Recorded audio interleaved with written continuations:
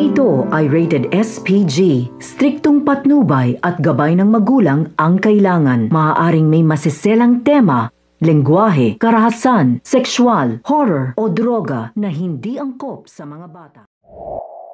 Sa patuloy na pag-iisa nito ni Doc Tanyag ay naalala at iniisip pa rin niya ang sinasabi sa kanya ni Doc Bineses tungkol sa nakaraan nila ni Lynette.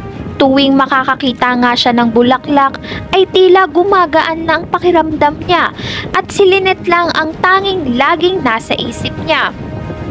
At naalala niya din ang pagbanta sa kanya ni Doc Benitez na bago siya maniwala kila Moira at Zoe ay patunayan niya rin muna ito sa ibang tao upang malaman niya kung sino ang nagsasabi ng totoo dahil isa ito sa paraan kung paano mabalik ang alaala niya.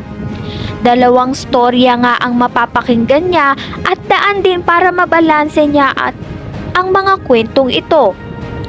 Kaya naman, siya na ang gagawa ng paraan para makaalala siya. At dito, pumunta na nga siya sa Eastridge at nakikita niya itong si Lynette.